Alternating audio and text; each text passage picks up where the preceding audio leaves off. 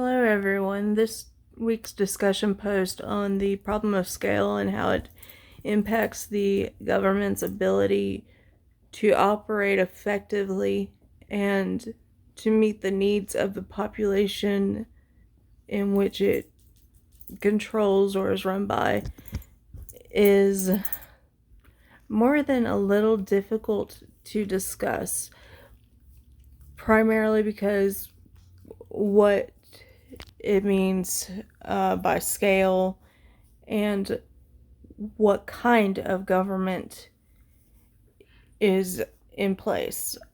Um, the presentations given by Donald Livingston about proper scale in the ancient and modern world are fairly accurate, or really beneficial in this topic area. Now, he discusses the Republican form of government, familiar to the ancient Greeks, as evident in Aristotle's writings, Politics. And he discusses how people in the 16th and 17th century viewed their government through the lens of Thomas Hobbes's Leviathan. Now, in the ancient Greek world, their governments were very small. They were concentrated on the polis, or the city-states. Really, these city-states probably weren't as big as, say, the state of South Carolina. In that time, a Republican form of government was effective for smaller populations. It was more convenient for people to participate. That's in government of themselves. People could vote and there would be no issue about ballot counts. But when you get a larger population, as it was in the day of Thomas Hobbes, you're going to have a huge issue with the balance of scale of power, even. Now,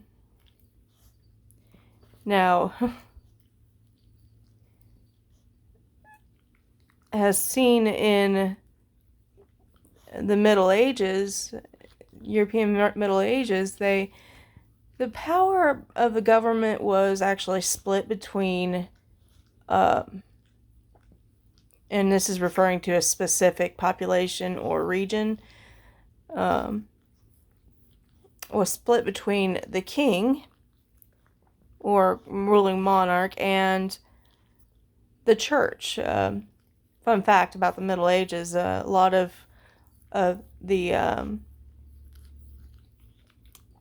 criminal trials were, even in civil trials, were conducted through the church. There's even records that the church members were served as the the judge, jury, and executioner.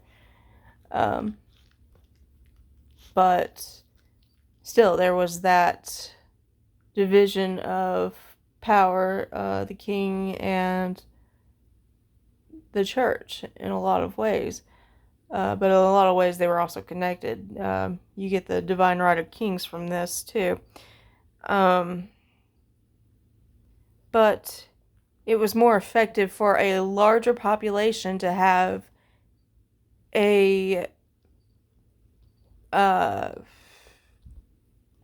bigger government, so to speak.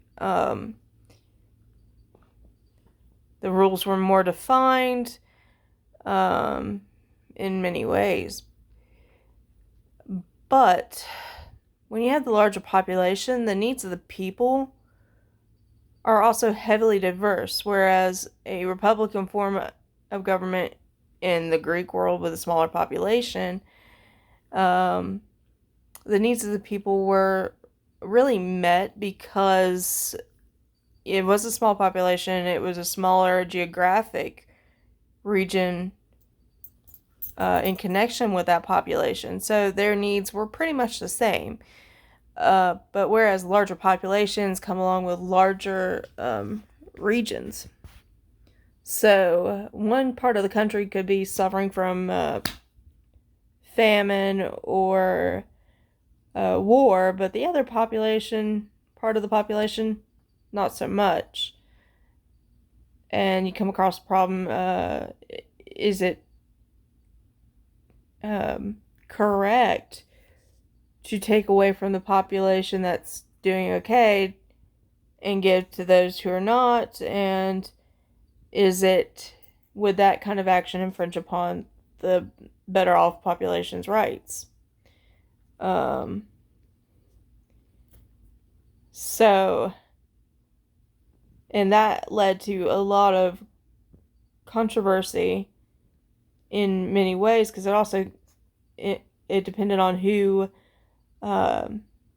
really enforced those rules.